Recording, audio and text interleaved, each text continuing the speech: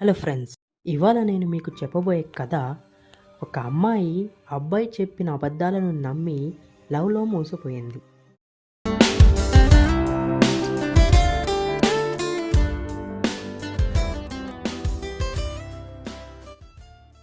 ఇక కథలోకి వెళ్తే ఆ అమ్మాయి పేరు స్వప్న. తను మెహదీపట్నంలో ఉంటుంది. ఆ అమ్మాయి ఒక రెప్యూటెడ్ యూనివర్సిటీలో న్యూట్రిషన్ అనే కోర్స్ చేస్తూ అదే కాలేజ్లో గర్ల్స్ హాస్టల్లో ఉంటుంది. ఇక హాస్టల్ రూల్స్ చాలా స్ట్రిక్ట్గా ఉండడం మూలాన hostel to college, college to hostel బయటికి ఎక్కడికి వెళ్ళే ఛాన్స్ ఉండేది కాదు. ఇది ఇలా ఉండగా ఒకరోజు తన కాలేజీలో ఒక ఫెస్ట్ జరుగుతుంది. తను ఇన్స్టాగ్రామ్ ఓపెన్ చేసి స్క్రోల్ చేస్తూ ఉండగా వాళ్ళ కాలేజ్ ఇన్స్టా లైవ్ స్ట్రీమింగ్ కనిపిస్తుంది. అయితే ఆ అమ్మాయి ఆ లైవ్ స్ట్రీమ్ని జాయిన్ అవుతుంది. తను ఆ లైవ్ స్ట్రీమ్లో హాయ్ అని మెసేజ్ టైప్ చేస్తుంది. ఇక ఆ ఫెస్ట్ అయ్యాక తన రూమ్కి వెళ్ళిపోతుంది. ఇక రూమ్కి వచ్చాక తన ఇన్స్టాకి రమేష్ అనే నేమ్ నుండి హాయ్ అని రిక్వెస్ట్ వస్తుంది. ఆ అమ్మాయికి అతనెవరో తెలియకపోయేసరికి అంతగా పట్టించుకోదు. కొన్ని డేస్ తర్వాత రమేష్ మళ్ళీ ఆ అమ్మాయికి హాయ్, నేను same college, please accept the request అని అనేసరికి తను సేమ్ కాలేజ్ అబ్బాయే కదా అని తన రిక్వెస్ట్ని యాక్సెప్ట్ చేసింది. ఇక మెల్లిగా ఇద్దరు చాటింగ్ చేస్తూ ఒకరి గురించి ఒకరు బాగా తెలుసుకున్నారు. ఆ క్రమంలో అతను తన గురించి ఎక్కువ ఇన్ఫర్మేషన్ తెలుసుకోవాలని అనుకున్నాడు. అది ఆ అమ్మాయికి నచ్చలేదు. నచ్చక తిట్టి మెసేజ్ చేయడం ఆపేసింది. అతను ఎంత మెసేజ్ చేసినా తను పెద్దగా పట్టించుకునేది కాదు. అయితే ఆ అబ్బాయి తన ఇన్స్టాలో ఒక బ్రేకప్ స్టోరీని పెట్టాడు. ఆ స్టోరీ చూసిన ఆ అమ్మాయి బాధతో ఏమైంది అని అడిగింది. ఇక అక్కడ నుండి వాళ్ళిద్దరూ మరింత క్లోజ్ అయ్యారు. ప్రతి ఒక్క విషయం ఆ అబ్బాయి ఆ అమ్మాయితో షేర్ చేసుకునేవాడు. అలాగే ఆ అమ్మాయి కూడా ప్రతి విషయం తనకి షేర్ చేసేది. ఇలా రోజు కాల్స్ అండ్ వీడియో కాల్స్ మాట్లాడుకునేవాళ్ళు. అయితే ఆ అబ్బాయి తన మెమోస్ అనే సాకు పెట్టుకొని ఒకరోజు తన కాలేజ్కి వెళ్తాడు. వెళ్ళి ఆ అమ్మాయిని కలిసి మాట్లాడుతూ తన చెయ్యిని పట్టుకొని నాకు నువ్వే కావాలి అని అంటాడు. ఆ అబ్బాయిని చూసిన ఆ అమ్మాయి ఫ్రెండ్స్ అందరూ అతను బాగాలేడు అని ఎంత చెప్పినా వినకుండా ఆ అమ్మాయి తనతోనే స్నేహం చేసింది. ఆ తర్వాత రోజు నుండి ఒక 3 months వరకు మంచి స్నేహం చేశారు. అయితే ఒకరోజు ఆ అబ్బాయి ఆ అమ్మాయితో లవ్ అనే టాపిక్ డిస్కస్ చేశాడు. తనకి పెద్దగా లవ్పై ఇంట్రెస్ట్ లేకపోవడంతో ఆ అమ్మాయి ఆ లవ్ టాపిక్ డిస్కస్ చేయడం నచ్చలేదు అని చెప్తుంది.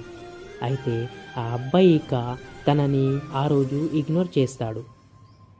ఆ అబ్బాయి ఆ అమ్మాయిని ఇగ్నోర్ చేయలేక నెక్స్ట్ డే కాల్ చేసి డైరెక్ట్గా ప్రపోజ్ చేశాడు. ఇక తను కొంచెం టైం తీసుకొని కొన్ని కండిషన్స్ అనేది పెట్టింది. ఎలా అంటే తనని భరించడం చాలా కష్టం అని చెప్పింది. అయినా నాకు ఓకే అంటూ ఆ అబ్బాయి అంటాడు. ఆ రోజు January 14th. ఆ రోజు నుండి ఇద్దరు ప్రేమలో పడ్డారు. ప్రేమలో ఉన్నన్ని రోజులు మంచిగా మాట్లాడుకున్నారు. ఇక ఇంతలో వాళ్ళ మధ్య డిస్టర్బెన్స్ అనేది వచ్చింది. ఆ అబ్బాయి తనని ఫిజికల్ రిలేషన్లోకి వద్దామని ఫోర్స్ చేశాడు. అయితే తనని బిహేవియర్లో చేంజ్ చూసిన ఆ అమ్మాయి ఆ మాట నచ్చక తిట్టడం స్టార్ట్ చేసింది. ఇక వాళ్ళిద్దరి మధ్య లొల్లి స్టార్ట్ అయ్యి ఆ అమ్మాయి వాడికి బ్రేకప్ చెప్పింది. అలా చెప్పి తనతో మాట్లాడడం ఆపేసింది.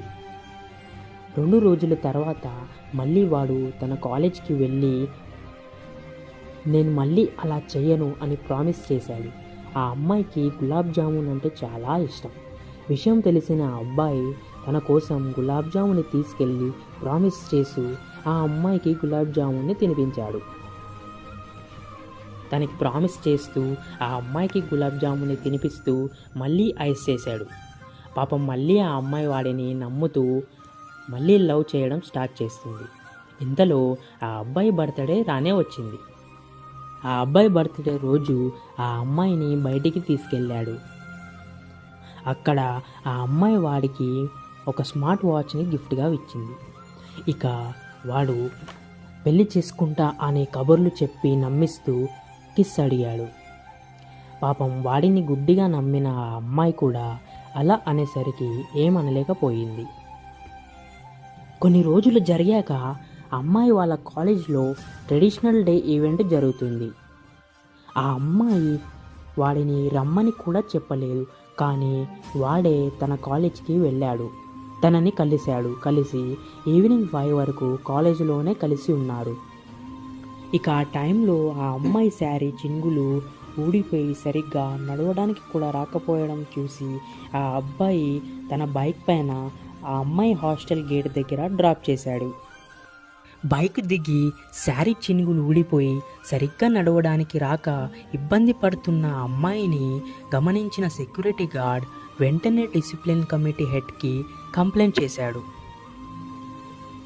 ఇక ఒక టీచర్ ఆ అబ్బాయిని ఆపి, నీకు ఇక్కడేం పని, నువ్వు ఆల్రెడీ పాస్డ్ అవుట్ సీనియర్ కదా అని అడిగితే, నేను మెమోస్ కోసం వచ్చాను అనే సాకుతో అక్కడి నుండి తప్పించుకొని వెళ్ళిపోయాడు. ఇక ఆ అమ్మాయిని ఆపి, నీకు అతనితో ఏం పని, వాడు ఆల్రెడీ పాస్డ్ అవుట్ సీనియర్, అసలేంటి, ఏం జరుగుతుంది అని అడగగా ఆ అమ్మాయి వెంటనే అక్కడి నుండి రూమ్కి వెళ్ళిపోతుంది. తనకి ఆల్రెడీ సిచ్యువేషన్ అర్థమయ్యి ఇదేదో పెంట అవుతుంది పక్కా అని అనుకొని తన మొబైల్ నుండి వాళ్ళ చాట్స్ అన్నీ డిలీట్ చేస్తుంది. ఇక అంతలో ప్రిన్సిపల్ నుండి కాల్ వస్తుంది. వెంటనే తన వార్డెన్ వచ్చి తన మొబైల్ తీసుకుని తన దగ్గర పెట్టుకుంటుంది. ఇక ఆ అమ్మాయి ఆఫీసులోకి వెళ్ళగానే వాళ్ళ ప్రిన్సిపల్ వాళ్ళ పేరెంట్స్కి కాల్ చేసి, మీ అమ్మాయి ఒక అబ్బాయితో తిరుగుతుంది అని, మీరు వెంటనే కాలేజ్కి రావాలి అని పిలుస్తుంది. తను ఎంత చెప్పినా వినకుండా ఆ అమ్మాయిని ఆ రోజు నైట్ అంతా బయటే కూర్చోపెడతారు. దాని నెక్స్ట్ డే మార్నింగ్ ఆ అమ్మాయి వాళ్ళ పేరెంట్స్ వచ్చారు. తను వాళ్ళ పేరెంట్స్కి దాని ముందు రోజు జరిగిన కథ అంతా చెబుతుంది. ఆమె బాధను అర్థం చేసుకున్న వాళ్ళ డాడీ అబ్బాయి వాళ్ళ మమ్మీకి కాల్ చేయమంటారు. అబ్బాయికి కాల్ చేయగా వాళ్ళ మమ్మీ, మా అబ్బాయిది ఏం తప్పు లేదు, అంతా మీ అమ్మాయే చేసింది అని ఇరికిస్తుంది. ఇదంతా విన్న ఆ అమ్మాయి బాధ తట్టుకోలేక చాలా ఏడ్చింది. ఇక ఆమె డాడీ ఒక 2 days కోసం పర్మిషన్ లెటర్ రాసి వాళ్ళ ఇంటికి తీసుకొని వెళ్తారు.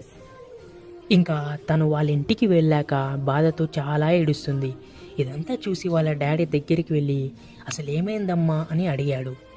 ఇక తను ఏడుస్తూ వాళ్ళ డాడీకి అంతా చెబుతుంది. ఇలా మేము 8 months నుండి లవ్ చేసుకున్నాము, తను నా వెంట పడి ప్రపోజ్ చేశాడు, ఇప్పుడేమో అంతా నేనే చేశాను అని అందరి ముందు నా పరువు తీశాడు, నేను చాలా ట్రూగా లవ్ చేశాను డాడీ అని చెబుతూ బాధపడుతుంది. తన బాధని అర్థం చేసుకున్న వాళ్ళ డాడీ పోనీలే అమ్మా అని చెప్పి ఓదారుస్తారు.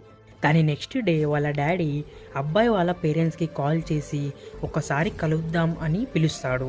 అబ్బాయి వాళ్ళ మమ్మీ మధ్యలోకి వచ్చి అంతా మీ అమ్మాయిదే తప్పు అంటూ నిందలేస్తుంది. మళ్ళీ ఒకసారి వాళ్ళ డాడీ గట్టిగా అడగగా, అంకుల్ మేము జస్ట్ ఫ్రెండ్స్ లాగానే అనుకున్నాను, కానీ మీ అమ్మాయి ఎప్పుడు లవ్ అని వెంటపడింది. అది విన్న ఆ అమ్మాయి ఆ అబ్బాయి పైకి గట్టిగా అరిచి అన్ని మాయమాటలు చెప్పి లవ్ చేసి ఇప్పుడు తిను చూస్తే ఫ్రెండ్స్ అని ఎలా అంటావు అని అడిగింది. ఇది విన్న వాళ్ళ డాడీ ఆ అమ్మాయిని ఇంటికి తీసుకెళ్ళి బాగా కొడతాడు. కొట్టి నీకు పెళ్లి చేస్తాను అని తిడతాడు. అప్పుడు వాళ్ళ అన్నయ్య ఎవడో చేసిన తప్పుకి తనకెందుకు శిక్షిస్తారు అని అడిగి వాళ్ళ డాడీతో తనకు ఒక లాస్ట్ ఛాన్స్ ఇవ్వమని అడుగుతాడు, రిక్వెస్ట్ చేస్తాడు. తను కూడా చదువుకుంటాను డాడీ అని అనగానే వాళ్ళ డాడీ కూడా ఇక ఏం చేయలేక ఆలోచించి సరేలే ఇంకేం చేస్తామని తిరిగి కాలేజ్కి పంపిస్తారు. ఇలా తను లైఫ్లో ఇంకా ఎవరిని నమ్మకూడదు అని ఫిక్స్ అయ్యి తన స్టడీస్ పైన కాన్సన్ట్రేట్ చేసి తన చదువుని కొనసాగించింది.